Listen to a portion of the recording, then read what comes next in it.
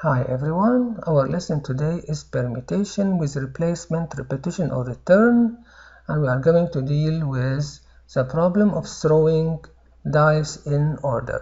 So this is a standard dice, which means it has 6 faces, and let's read the problem. We have standard dice. Each time we throw, the guy who is throwing is noting the number of the dice face.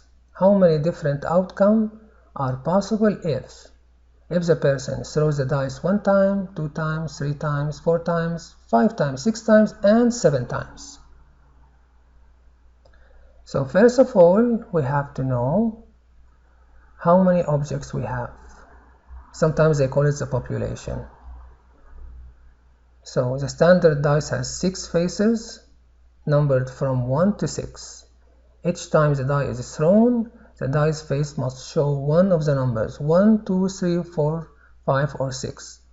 Therefore, the source set is the following set, which is from 1 to 6. And this is the number of objects we have. We have 6 numbers. Now we are going to solve it for throwing the die only once, or rolling the die only once. Before we do anything, we are going to map every face of the die to a number. So face 1, number 1, face 2, number 2, and so on. And we are going to place all these as bold in the urn, and we are going to start our withdrawing experiment. So for rolling a die one time only, we are going to withdraw from this urn only once. Now let's start. We have the urn here. We are going to withdraw 1 ball only, and we are going to register the ball number, and we are going to return it and mix the balls again. So in this case, we are generating a sequence of 1 symbol only, and this is the cycle. If we repeat, we may get balls from 1 to 6. So this is one withdrawal cycle to generate one random sequence or sample point. So let's use a tree diagram to see it more clearly. We may withdraw 1, 2, 3, 4, 5, and 6. This is the first event. And each possibility like 1 corresponds to a die face of the same number. So here, by common sense, we may answer immediately that all the possible outcomes are what? 1, 2, 3, 4, 5, or 6. That's it. So if we want to use the formula, we are generating a sequence of 1 symbol only. Therefore, R is equal to 1. So the length of the sequence is equal to 1, and therefore we have only 6 outcomes. We can apply this formula here, where n is 6 and r equal to 1. So 6 to the power of 1 is 6. That's it. Very simple. So second question, he throws the die 2 times, one after the other. So we notice here he is throwing the die first time and registering the number, and throwing the die second time and registering the number, and this implies what? Order. If he throws the dice together, then 6 and 1 and 1 and 6 will be counted as one element only. So we have to pay attention to one after the other, because this sentence implies order. So let's go back to the urn with 6 objects. We are withdrawing for the first time, writing down the symbol or the number and returning it back to the urn, mixing them, and we are repeating that, withdrawing second time, returning that to the urn, and mixing the balls again. So we end up generating a sequence of 2 numbers. So in this case, R is equal to the number of symbols, which is 2 here. So if we repeat this sequence few thousand times, we are going to get all the possible outcomes. So here we have one withdrawn cycle to generate one random sequence or sample point. Now there is another way to represent it by using this table. So here we have the possibilities of the first die, and here we have the faces of the second die, and then we may have the first die, the first face appearing, and from the first die, and the face 1 appearing from the second die, or we may have the first face of the first die appearing and the second face of the second die, and we can repeat that over and over to get all these possible outcomes. Now it's easy to see that the number of all possible outcomes are 6 times 6, which is 36. We can replace that with numbers, and we can use a tree diagram of throwing a die twice. So in the first event, throwing the die for the first time, we may get 1, 2, 3, 4, 5, and 6,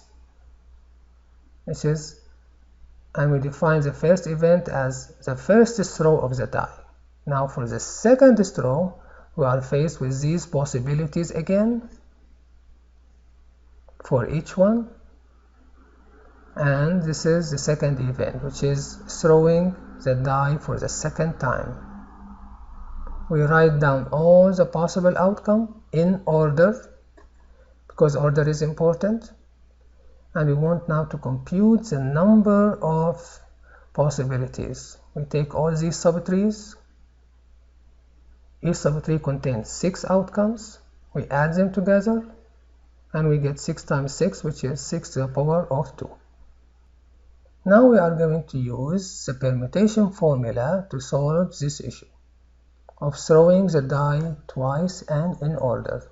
First, we define group S, which is the number of faces, number of objects, and after that we have to imagine the sequence. Why do we need to imagine the sequence? To know if there is repetition or not. Repetition means replacement. So we can see that number 1 may be repeated twice, number 2 may be repeated twice, and so on. So in this case we have replacement. So here we have order, we have replacement, and the sequence length is 2.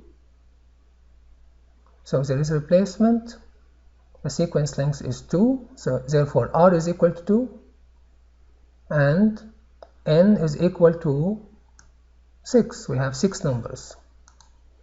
So we can apply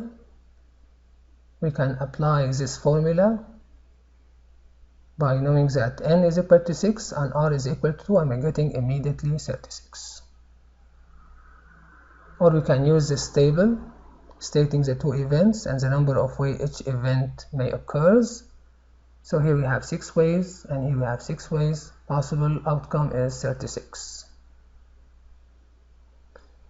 So if he throws the die 3 times, one after the other, what are the possible outcomes? We are going to use a tree diagram for that. We will define 3 events: first throw of the die, second throw, and the third throw.